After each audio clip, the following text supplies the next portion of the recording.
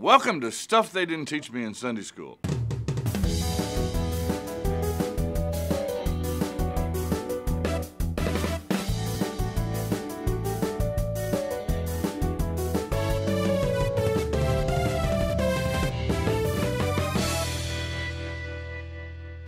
In today's session, we're going to look at that very familiar Christmas story in Luke chapter 2. Actually, it's the account from Mary's perspective. It's the story that you hear every Christmas. You know it like the back of your hand. But do you? Many of us get our ideas of what Christmas was all about, maybe more from Christmas cards and children's Christmas pageants and TV specials than we do from the biblical text itself. So we want to take a close look at that biblical text. Luke the historian is very careful in Luke chapter 2 to place this event firmly in its historical context. He wants you to know that it's a real event.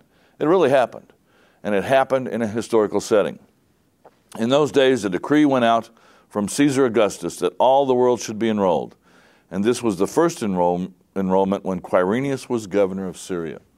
That little line in there gave us problems for a lot of years. We came across historical documents that indicated that Quirinius was governor of Syria after Herod the Great had been king or governor in Judea. And of course, Matthew indicates that Herod the Great was still alive while Jesus was born. So we had a problem. Quirinius's reign as governor of Syria did not overlap with Herod the Great's reign as governor or king of Judea. But then we discovered another inscription that talked about that period of Quirinius's governorship that we had from historical documents as being his second tour of duty as governor of Syria, allowing for an earlier reign or tour of duty as governor that could overlap with Herod the Great and with Caesar Augustus. If you put all that together and you get all of these guys overlapping, Caesar Augustus, Herod the Great, and Quirinius, you come up with a date for Christ's birth of about 4 BC. Now, how can Christ be born 4 years before Christ?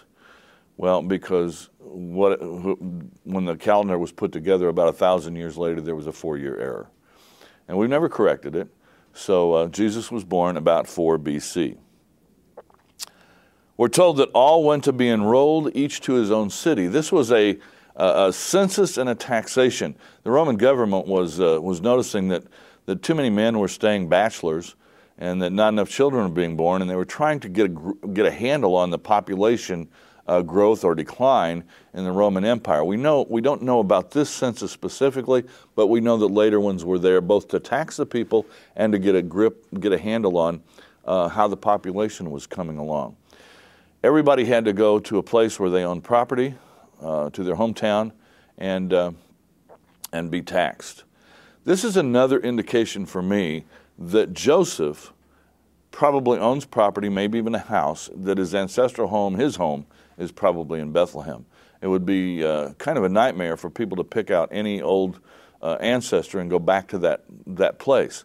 But if Joseph owns property in Bethlehem, if he owns a home there, in fact, if he lives there, and has been just up visiting Mary up in Nazareth, for him to come back to his home to be a part of that census makes a great deal of sense.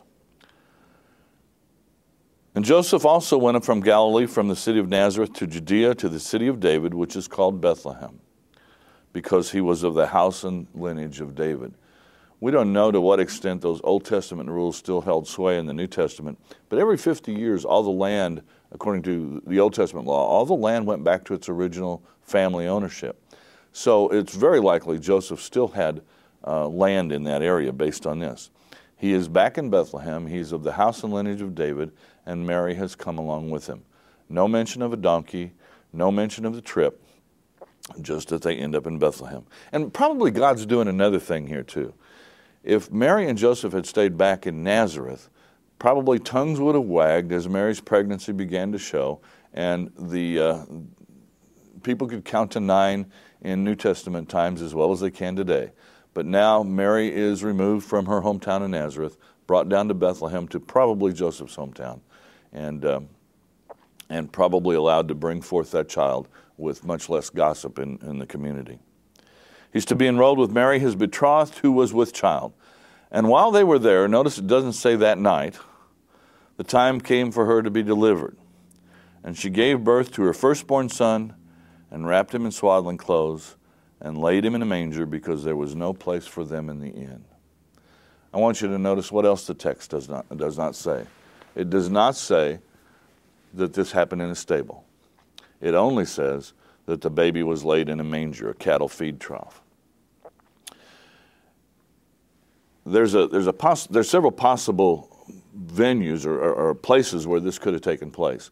One tradition has it in a cave, and certainly caves were used quite often to shelter sheep and shepherds, and would have had mangers or feed troughs in them. Another possibility is out in the open field. Many mangers were just out in the open field. The best possibility, I think, and it kind of maybe de-romanticizes the event but makes it more real, is that it all happens in a house.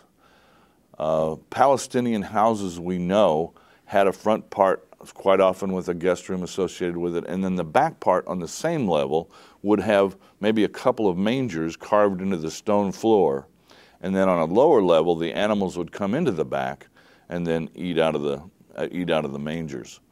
It's very possible that when it says there was no room for them in the inn, notice the inn, not going door to door, knocking at several Holiday Inns, but the inn, that word can also mean guest room.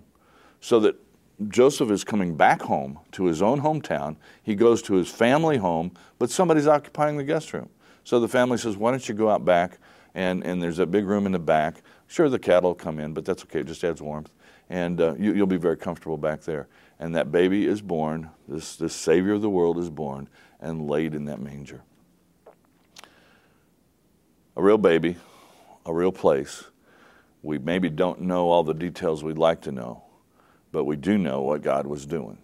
God was touching his world by becoming one of us so that he could offer salvation to all of us in a baby in Bethlehem.